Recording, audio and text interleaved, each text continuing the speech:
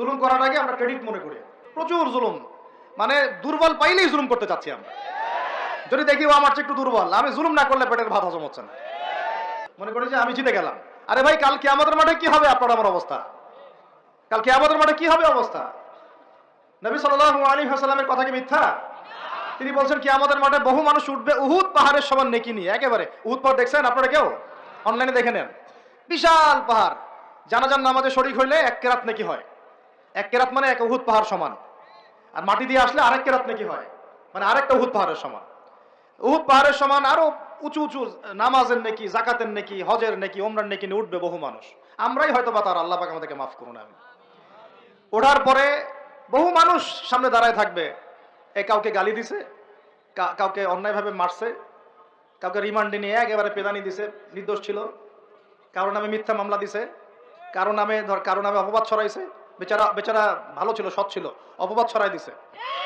কারো নামে ধরেন যে কারো গীবত করছে, কারো টাকা নিয়ে টাকা দেয় নাই, হ্যাঁ, কারো জমি আত্মসাৎ করে খাইছে, ভূমিদস্যু ছিল। মানে মানুষের সাথে জড়িত পাপ ছিল। কি ছিল?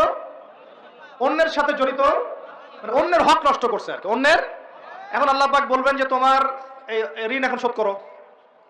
ওই দিন তো ঋণ শোধ করার কোনো বুদ্ধি আছে? বুদ্ধি নেই। এখন কি পদ্ধতি? ফেরেশতাদেরকে বলা হবে এই ব্যক্তির আমলনামায় যে নেকিগুলো আছে, নামাজের নেকি, রোজার নেকি, হজের নেকি, যাকাতের নেকি, এইগুলা দিয়ে ওদের আমলনামা ভর্তি করো, যারা পাওনাদার দাঁড়ায় আছে। ভর্তি করতে করতে করতে করতে এক সময় দেখা যাবে এই ব্যক্তির আমলনামা ফাঁকা হয়ে যাবে। তখন কি হবে? ফেরেশতাদেরকে বলা হবে ওই যে যারা ভুক্তভোগী, ওদের আমলনামা থেকে গুনাহ নিয়ে এই ব্যক্তির আমলনামায় ঢাল। নাউজুবিল্লাহ। এরপরে ওই ব্যক্তিগুলো দেখা যাবে জান্নাতে চলে গেছে, মাজলুম ছিল পৃথিবীতে, ওই দিন সফল হয়ে গেছে, জান্নাতে চলে গেছে। এবারটা দুনিয়া জালেম ছিল, এই জাহান্নামে চলে গেছে। নাউজুবিল্লাহ। আল্লাহ পাক আমাদেরকে এরকম মানুষের হক নষ্ট করা থেকে হেফাজত করে না। ভাই, মানুষের হক নষ্ট করতে যায় না। নিজে আমল তো এমনিই কম, ভাঙাচুরা ঈমান, মুনাফিকের মতো বসবাস করতেছি। এখন তো আমরা মুনাফিকের মতো বসবাস করতেছি এই দুনিয়াতে। এখন যারা আমার মনে হয় মন থেকে ইমানের দাবি করতে পারে শক্তভাবে যে হ্যাঁ আমরা ইমানদার, এরা হচ্ছে গাজ্জার ওই মুজাহিদ ভাইরা। বুঝেন এই কথা?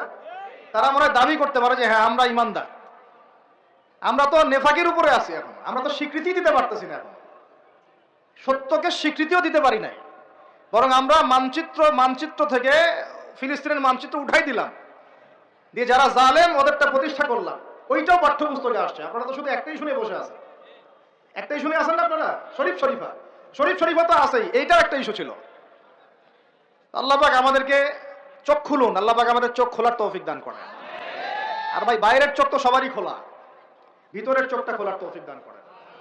আমি অনেক ভিতরে চলে আসছি, বুঝাইতে চাচ্ছিলাম যে এই বিশ্বে এখন আল্লাহ পাককে সার্বভৌম ক্ষমতার অধিকারী মানা হচ্ছে না।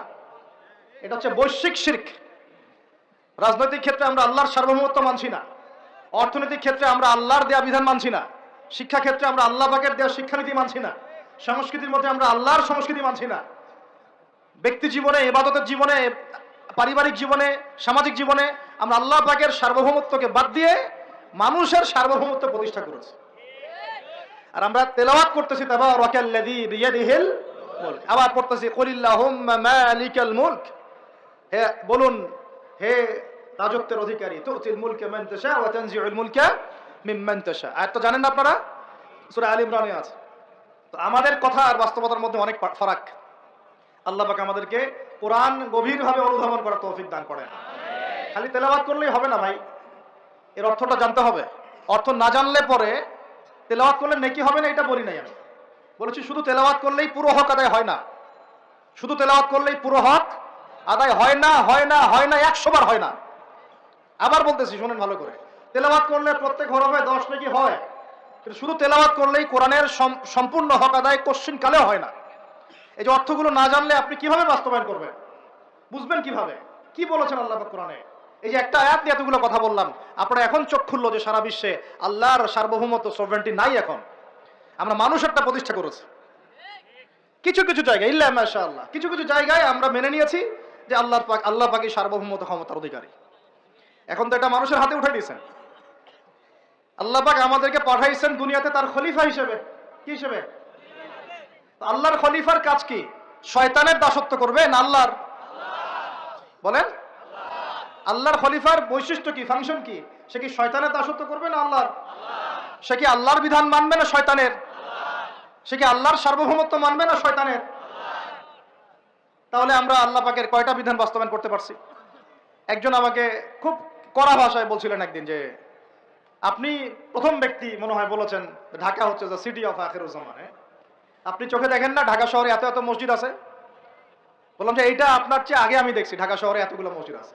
আমার কাছে হিসাব করা আছে কয়টা মসজিদ ঢাকায় আছে। তাহলে আপনি বললেন যে এটা সিটি অফ আখিরুজ্জামান। বললাম ঢাকা শহরে এতগুলো যে মসজিদ আছে কত বছর থেকে আছে? বলছে 50, 60, 70 বছর থেকে। তো বললো 70 বছরে কোরআনের আপনি একটা বিধান বাস্তবায়ন করতে পারছেন ঢাকায়? বলেন পারছেন? ঢাকা শহরে কি চোরের হাত কাটা হয়? ঢাকা শহরে কি যে জেনার শাস্তি দেওয়া হয়? মদ পান করলে 40 লাঠি দেওয়া হয়? ব্যভিচার করলে রজম দেওয়া হয়? সমকামিতা করলে রজম দেওয়া হয়? ধর্ষণ করলে প্রকাশ্য মৃত্যুদণ্ড দেওয়া হয়? মসজিদ দিয়ে কি করবেন আপনি? বলেন এতগুলো মসজিদ দিয়ে কি করবেন? মসজিদে আমরা নামাজ পড়ি, ব্যক্তিগত ইবাদত। আর মানুষের বাঙালিকে কারা জানি বুঝাইছে সারা জীবন যত ইচ্ছা পাপ কর, শেষ জীবন একটা মসজিদ বানায় যাইস বা মসজিদের সভাপতি হয়ে থাকিস, ঠিক আছে? যত ইচ্ছা কর, যা ইচ্ছা কর, সুদ খা, ঘুষ খা, সব কর, শেষে একটা মসজিদ বানাই দিস। কারণ হাদিসটা হচ্ছে মান বানা লিল্লাহি মাসাজিদান বানাল্লাহু বাইতান ফিল জান্নাহ। কেউ যদি আল্লাহর জন্য একটা মসজিদ বানায়, আল্লাহ পাক তার জন্য জান্নাতে একটা ঘর বানাবে। ব্যাস, এই হাদিসের উপর আমল কইরা কবরে যাবে। সারা জীবন যে আমি মাশাআল্লাহ নাউযুবিল্লাহ আল্লাহর কোনো বিধানই মানলাম না, না নামাজ, না যাকাত, না সাদাকা, না এই যে কোরআন এর হক আদায় করা, না আমর বিল মারুফ, না নাহি আনিল মুনকার, না ইকামাতুদ দিন, ইত্যাদি ইত্যাদি। অনেক অনেক গভীর ভাই, আলোচনাও গভীর, পরিবেশও অনেক গভীর, অন্ধকারও অনেক গভীর। আর এই কোরআন তো ভাই সবারই বাসায় আছে, কেন মানতে চান না? এত কেন ভনিতা কোরআনের সাথে? বাঁচবই বা কতদিন আমরা? সর্বোচ্চ 100 বছর। ভাই সবাইকেই তো একা একা আল্লাহর সামনে দাঁড়াইতে হবে, তাহলে এত ভনিতা কিসের? এত নেফাকি কেন?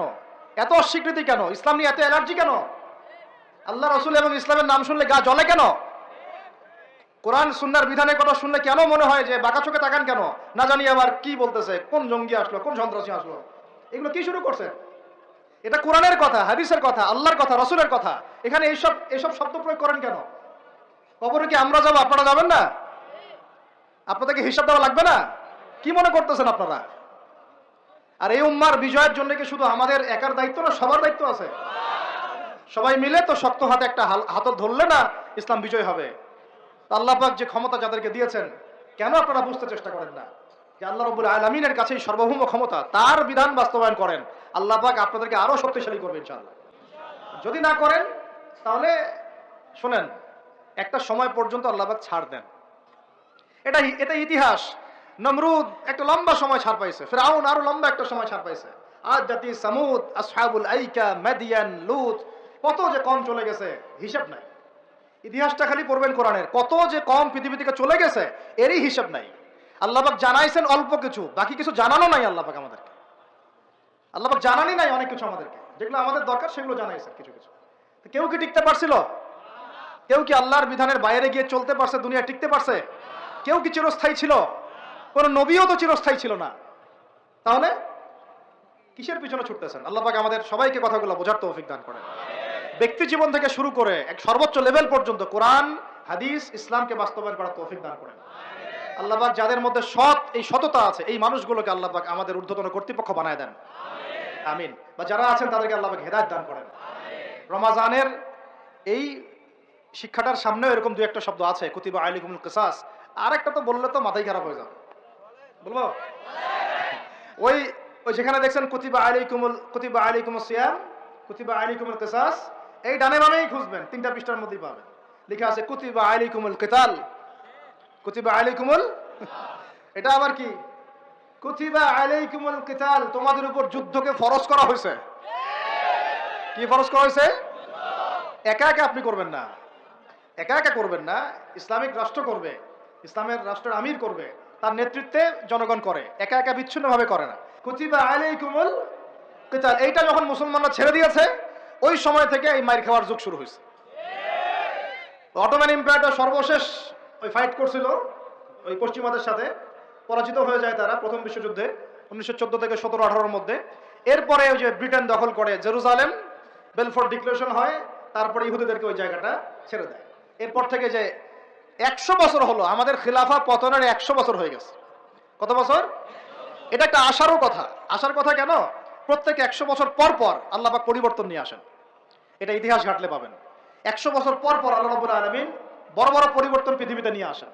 যেহেতু খিলাফা পতনের 100 বছর হয়ে গেছে, আশা করা যায় সামনে কিছু ভালো কিছুই হবে ইনশাআল্লাহ।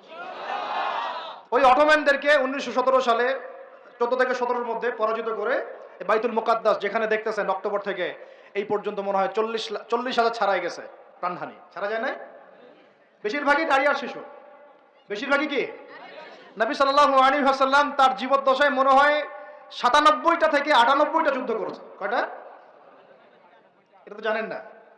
আমরা শুধু জানি নবী সাল্লাল্লাহু আলাইহি ওয়াসাল্লাম মিষ্টি পছন্দ করতেন, মিসওয়াক করতেন, তারপরে ডান কাতে শুইতেন, হ্যাঁ, সাদা জামা পছন্দ করতেন, দাড়ি রাখতেন, এগুলো আমরা জানি মাশাআল্লাহ। ওনার সিরাত পড়েন, ওনার জীবনীটা পড়ে দেখেন। 97 থেকে 98টাতে তিনি নিজে লিড দিয়েছেন, সরি, তিনি হয় লিড দিয়েছেন না হলে অন্য কোনো সাহাবীকে পাঠিয়েছেন, মানে গাজওয়া অথবা সারিয়া। এখন এই 100টার মতো যুদ্ধে আপনি দেখবেন না কোনো নারীকে হত্যা করা হয়েছে বা কোনো শিশুকে হত্যা করা হয়েছে, আপনি খুঁজে পাবেন না। একটা ইতিহাস দেখাতে পারবেন না যে মুসলমানদের হাতে কোনো শিশুকে হত্যা করা হয়েছে বা কোনো নারীকে হত্যা করা হয়েছে, আঘাত করা হয়েছে। শুধু আলী রাদিয়াল্লাহু আনহু একদিন এক নারীকে ধরেছিলেন, কারণ নবী সাল্লাল্লাহু আলাইহি ওয়াসাল্লাম বলেছিলেন যে অমুক জায়গায় এক মেয়েকে পাবা, ওই মেয়ের কাছে একটা চিঠি আছে, ও গুপ্তচর বৃত্তি করেছে, ওই চিঠি সে মক্কায় পৌঁছে দিতে যাচ্ছে, ওকে রাস্তায় ধরবা, ওর কাছ থেকে চিঠি আদায় করবা। কথা বুঝতে পারছেন? উনি গেলেন, দেখলেন হ্যাঁ ঠিক ওই জায়গায় এক মেয়ে আছে, এই চিঠি বের করো। আর নাই, আমার কাছে কোনো চিঠি নাই। তিনি বলছেন যদি চিঠি বের না করো তাহলে কিন্তু প্রয়োজনে একদম সব সার্চ করে চিঠি বের করবো কিন্তু। তো পরে ভয়ে সে চিঠি দিয়ে দিচ্ছে। এই একটাই ঘটনা পাওয়া যাচ্ছে যে মেয়েদের সাথে যুদ্ধক্ষেত্রে আচরণ।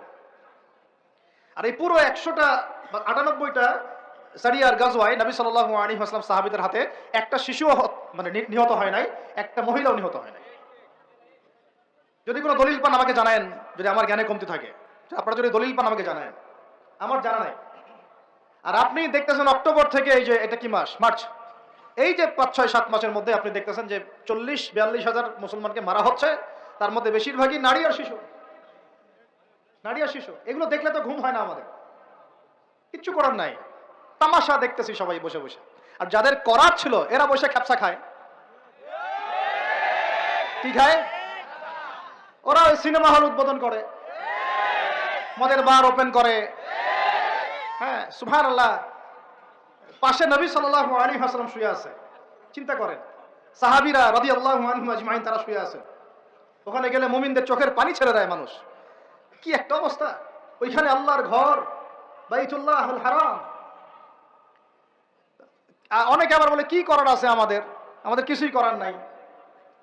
হ্যাঁ, ওই জন্য একদিন বলছিলাম তো কিছু করার নাই, তাহলে নেইমারকে নিয়ে এসে ফুটবল খেলাও। ওটাও চলতেছিল। হ্যাঁ, বিভিন্ন বলিউড তারকা, হলিউড তারকা এসে কনসার্ট করতেছে, এগুলা করেন, কিছু করার নাই তো। হ্যাঁ, বেশি না, আপনারা যদি একটু জিও পলিটিক্স পড়েন দেখবেন 10টা, বেশি না 10টা মুসলিম কান্ট্রি যদি একসাথে হয়, 10টা মুসলিম কান্ট্রি যদি একসাথে হয় বা একটা টেবিলে বসতে পারে, এই 10টা মুসলিম কান্ট্রির কাছে যে পরিমাণ সৈন্য আছে, যে পরিমাণ অস্ত্র আছে, যে পরিমাণ জ্বালানি আছে, যে পরিমাণ তেল আছে, আর যে পরিমাণ গ্যাস আছে, আর বাকি কথা নাই বললাম, এই ইসরায়েলের মতো 100টা দেশের সাথে মোকাবেলা করতে পারত। এক একটা বাচ্চার রক্তের বদলা নেওয়া যাইতো, একটা বোনের ইজ্জতের বদলা নেওয়া যাইতো। শুধু ওই ইমানদার কোন ওমর আল্লাহ পাক এখন আমাদেরকে দেন নাই। কারণ কেন দেন নাই জানেন? কারণ আমরা তো আর তার সাহাবীদের মতো না। আমরা যদি সাহাবীওয়ালা জিন্দেগি আবার শুরু করি, আল্লাহ পাক ওমর ইবনে খাত্তাবও পাঠাবেন ইনশাআল্লাহ। বুঝাতে পারতেছি না? আমরা ঠিক না হলে তো আসমান থেকে ফেরেশতা নামবে না ভাই। আর আমরা এই এত দূরে বসে ছোট্ট একটা রাষ্ট্রের মধ্যে আলোচনা করি, কি আলোচনা করি আর কি ফায়দা হবে? কিন্তু আলোচনাগুলো করতেছি আল্লাহর কাছে দায়মুক্ত হওয়ার জন্য, যাতে আপনারা সত্যটা জানেন এবং হকটা বুঝতে চেষ্টা করেন, আপনার পরবর্তী প্রজন্মকে এটা জানান। আল্লাহ চাইতো আমরা না পারলে কি হয়েছে, দেখা যাবে 100 বছর পরে হইলেও আমাদের পরবর্তী প্রজন্মরা ইনশাল্লাহ বাইতুল মুকাদ্দাস উদ্ধার করবে ইনশাল্লাহ। কারণ লিখা তো হয়ে গেছে এটা, তো ওইটা আমাদের হাতে আসতেছে ইনশাল্লাহ। এবং ওইখানে 40 বছর ইসলামিক খেলাফত বাস্তবায়ন না হওয়া পর্যন্ত এই বিশ্বে কিয়ামত হবে না ইনশাআল্লাহ। কত বছর? কে করবে? ঈসা আলাইহিস সালাম। কে করবে? ঈসা আলাইহিস সালাম। তার সাথে সঙ্গ দিবেন ইমামুল মাহদি। এটা হবে সামনে। এখন ওইটা যখন হবে, ওই 40 বছর ইসলামী খেলাফত, তখন তাবারাকাল্লাযী বিয়াদিহিল মুলক, ওই আল্লাহ পাকের যে মুলক, আল্লাহ পাকের সার্বভৌমত্ব, আল্লাহ পাকের সরভেন্টি, আল্লাহ পাকের রাজত্ব, ওইটা সারা বিশ্বে প্রতিষ্ঠা হবে ইনশাআল্লাহ। এখন ওইটা নাই। এখন কি আছে? এখন মুলক হচ্ছে জাতিসংঘের, সবকিছু ওদের হাতে। আর এগুলো গঠনই করা হয়েছিল মুসলমানদের স্বার্থ দমন করে পশ্চিমাদের স্বার্থ উন্নয়নের জন্য। একেবারে খোলামেলা কথা বললাম। এখন পর্যন্ত ওদের ভিশন এবং এজেন্ডা এইটাই। পৃথিবীর কোনো জায়গায় মুসলমানের স্বার্থ তারা সর্বোচ্চ অগ্রাধিকার দিবে না, বরং আমাদেরকে দাস বানানোর জন্য এটা তৈরি করছে ওরা। আর আমরা এখন সেই দাসত্বের মধ্যে চলে আসছি। কেউ কিছু বলেও না, কেউ কিছু করে, সবাই মেনে নিয়েছি। আর কেন আলোচনা করে লাভ নাই? আপনারা প্রত্যেকটা ঘরে ঘরে একটা করে আইয়ুবের জন্ম দেন, আলোচনা করে লাভ নাই। এত প্রত্যেকটা মা বোনকে বলবো, একটা করে বাচ্চা দেন আমাদেরকে আইয়ুবের মতো, একটা করে বাচ্চা দেন তারেক বিন জিয়াদের মতো, একটা করে বাচ্চা দেন আমাদেরকে বিন কাসিমের মতো। ইনশাল্লাহ আজ না হোক 100 বছর পরে হলেও ইনশাল্লাহ বিশ্বের শাসন ক্ষমতা আমাদের হাতে আসবে ইনশাল্লাহ।